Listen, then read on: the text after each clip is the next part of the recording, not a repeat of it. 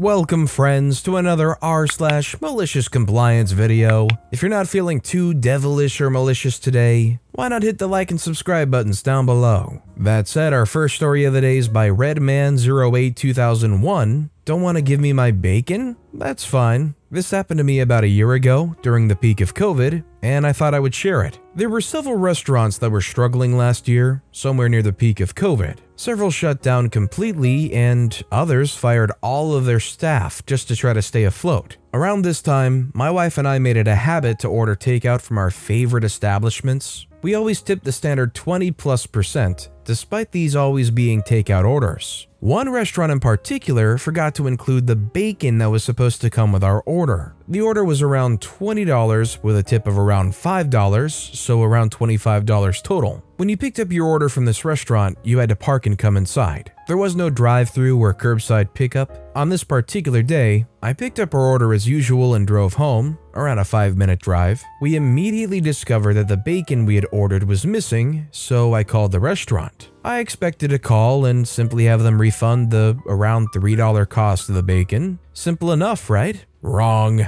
This restaurant only had one person working the front, so when you called, you knew exactly who you were speaking with. When I called and stated that they must have forgotten to include the bacon, before I had any chance of any type of resolution, refund, replacement, etc., this person informed me that there was a large sign in the restaurant instructing customers to check their orders for accuracy before leaving the store. As it turns out, the sign they mentioned was there. The instructions for checking your order was one of about 5 notes, hastily written on a piece of printer paper taped to a wall. It was out of the way, not obvious, and sloppily handwritten. However, I had failed to read this note and I'd failed to check my order for accuracy before leaving the store. I admitted this and asked them to either refund the around $3 or I could come pick up the missing bacon. Definitely not a preferred option, but whatever. The restaurant refused these requests, told me the missing bacon was my fault, and went as far as to question whether the bacon had actually been forgotten, stating that they remembered packing my order. This is where the malicious compliance comes in. They had basically accused me of lying of about $3 worth of bacon that was missing from an order. This conversation had escalated quickly in the span of about 30 seconds, and I was pissed. I informed this person that they had failed to provide what I had ordered and that I would be forced to seek compensation. All $3 worth. I asked how they would prefer I go about seeking this compensation, hoping that they would succumb and just give me a $3 refund. However, to no one's surprise but my own, the restaurant told me to go ahead and file a chargeback because they had video proof and that I would lose that chargeback case. So I did exactly that. I called up my credit card company and filed a chargeback. This chargeback was for $3 on a $25 charge. Only $3, not the full charge. The agent with my credit card company offered to simply refund the $3 several times, but I kept insisting that it was the principle of it at this point, so I proceeded with the chargeback. There's paperwork that you have to fill out if a merchant contests a chargeback. About 3 months after initiating the chargeback, I get paperwork in the mail that instructs me to provide all of the proof I have. I provided no proof other than a recollection of what the merchant had stated, including them stating that they had video evidence of the bacon going into my order. I felt like I'd already won at this point. It was costing them time and energy, and I was happy to fight the fight, all for the sake of $3. A couple of months after I submitted this follow-up paperwork, I get a letter from the credit card company stating that they'd decided in my favor and that the merchant was forced to credit me the $3. A big win for humanity. What people don't know is that a chargeback costs the merchant, especially small merchants, and this cost can be easily upwards of $100, despite the chargeback being only $3. Additionally, if a merchant has enough chargebacks, a card processor may increase the merchant's rates or discontinue a contract entirely. Basically, any chargeback a small merchant has on their record is bad. So all in all, the restaurant instructed me to file a chargeback. I wasted a ton of their time, ended up costing them in the neighborhood of $100 for the chargeback fee, and won the $3 that they should have just credited me in the first place. I'm kinda curious, if you go and you pick up some food and you're driving home, you get all the way home and you realize an order you made specifically with bacon is missing the bacon, but everything else is still there, would you personally call in and complain about it? Either try to get some kind of refund or promotional item, or would you rather just leave it and maybe not order there the next time or be extra careful? Let me know what you would do in the comments. Our next story is by the weirdo, You Must Be Constantly Working. Many moons ago, I worked at this nursing home. I was maintenance and grounds. My team got a new boss and he came in big man on campus. He calls me into his office. You must be constantly working. You get 3 breaks, 2 15s and a 30. And if you work through them, then so be it. Okay. I smoked then, so my 15s meant a lot to me. I'd hang with administration, and we'd just shoot the crap. I go back into the shop and my boss comes raging into the shop. I looked all over for you. I saw you messing off outside. Thank you for yelling at me, I appreciate it. He then goes, you can't be in the shop unless you're getting tools or parts, end of story. And he proceeded to call me stupid. Mind you, this wasn't my first rodeo in maintenance. I went to trade school and worked trades all my life. The next day rolls around, I get a screwdriver and a wrench and just walk around the nursing home. I'm talking to nurses, talking to my buddies in my department, hanging with the residents, etc. I'm basically getting paid to mess about. I hate to say it like that, but he just got to me because I was getting yelled at every single day. The screwdriver and wrench is the most integral part of the story. I'd walk around with them, tighten light switch plates, tighten pipes in the ceiling, etc. Even if it didn't need to be done, I pretended. The building was in phenomenal shape. It had just been renovated, so nothing was broken or needed to be fixed. So I constantly worked. My boss didn't like it, but I told him I'm working. I have tools, my job description says tools, and I'm fixing stuff. I got fired for no reason. It was 3 different things by the time I was escorted. I had a clean record, no write-ups. He just liked the power of being director of maintenance. I've now worked as director of environmental services at a school the last 10 years, enjoying it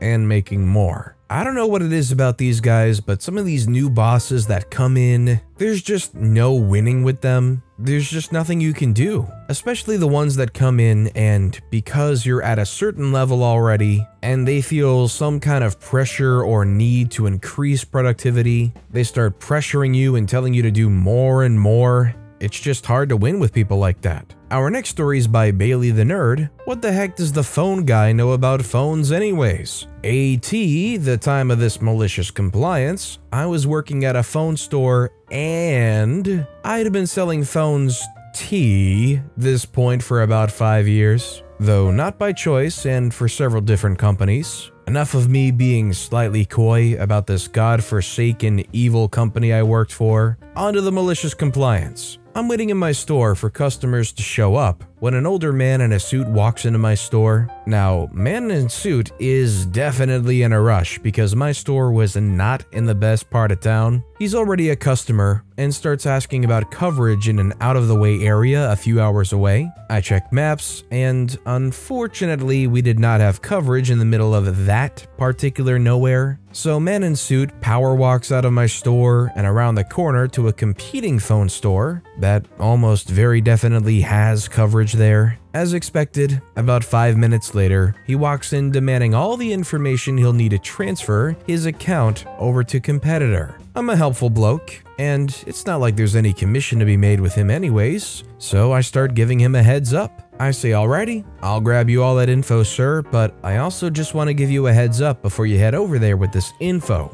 The phones you have need to be entirely unlocked before they'll work on competitor service. Man in suit says, they are, don't worry about it. Sorry I couldn't stick with your company. I say, honestly man, it's fine if you want to switch to a different service. It's not like I'm gonna lose any commission because you switched. I say, but seriously, if you bought your phones from my company, then you need to call and ask to have them unlocked because it's not automatic and it takes a few days. The man in the suit says, no, it'll be fine. They'll just unlock them over there. I say I am 100% certain they can't do that. I'd recommend at least buying a temporary phone from competitor to hold you over until these ones get unlocked. I hand him the info he needs, man in suit leaves and goes back to competitor's store. 5 minutes before closing, and right on cue, man in suit walks back in looking panicked. He says, "Hey, I just transferred my service and my phone doesn't work." I say, "You never called to have your phone unlocked, did you?" He said, "What? The guy at the other store said you guys could do it." I say, "I don't have that power. I told you before you left." He says, "I thought you were just trying to keep me as a customer." I said, "I literally told you to buy a phone from our competitor because what you're trying was probably not gonna work." To abridge the rest of the back and forth banter, apparently man in suit had a very important phone call he was expecting from a senator and could not be without his phone working. He begged me to reverse the carrier transfer. Impossible at that point. He begged me to reopen his account with my carrier with the same number. Bouncing a number back and forth between carriers causes a lot of nightmares and would have made this situation worse. He literally tried bribing me $400 to fix it any way I could, which I gladly would have taken if there was anything I could do. I told him his best option was buying a new/temporary phone from the competitor and using that until his current phone got unlocked. The competitor's store closed before he agreed to do that. He left the store basically in tears. I know this guy was under a lot of pressure, probably hurrying around, but if company number 2 says, "Oh yeah, company number 1 can do that," it's probably not something that's actually reliable. If I'm going over to a competing chain and they say, "Oh yeah, your old company can probably do whatever, don't worry about it," you'd probably want to worry about it a little bit and make sure it actually gets done. Especially when OP is telling you bluntly, "Hey, you're gonna want to do this or else you'll have trouble," but they just didn't want to listen. Our next story is by Oops Over Bombing. Put everything in one bag? Okay. I just remembered this story and felt I would share. Cut back to a part-time job I was working in a small grocery store. This is right after the county had passed a law forcing us to charge for bags. Really just to give incentive for people to bring their own reusable bags shopping. This of course pissed people off to no end and they'd take it out on us. Quick side note, I was actually really good at bagging groceries. Like, I would get regularly complimented on my efficiency at it. People would say, "Give me 3 bags," and I'd counter, "I can get it all in 2. Anyways, I had one particularly grumpy customer who was very annoyed with the bag situation. He did not want to pay 10 cents for a stronger plastic bag. No, he wanted the 5-cent paper bag with no handles. He also demanded I make everything fit into one bag. I warned him, if I put this all into one paper bag, it's probably going to break. Are you sure you don't want me to split it up into 2 bags? But of course, he refused. Did I mention that along with some canned goods, produce, and a few other things, he had 3 bottles of wine? Well, I managed to pack everything into one bag and sent him on his way. Cut to 3 minutes later, this sad sack comes back in the store with a ripped paper bag soaking wet with wine, asking if we'll replace his broken bottles because his bag ripped. Thankfully, my manager shut that down and flat out told him no, because that wasn't our fault he didn't want to buy more than one bag or didn't use a cart. This is one of those moments where you look the guy in the eye and say, "Listen, this is gonna be pretty sketchy. I really recommend you use the plastic or split it up into 2 bags. Any accident beyond then's between them and God." And our final story of the day is by Growin Wolf. He fixed my internet. For months, years, my internet was inconsistent. It would especially be problematic on windy days. After repeated calls where the cable company couldn't find a fault, we finally got a tech who bothered to actually check things thoroughly. He walked up the door with a badly degraded cylinder with a cable on either end. He said it was a filter that blocked channels we didn't pay for and it was broken, so we removed it.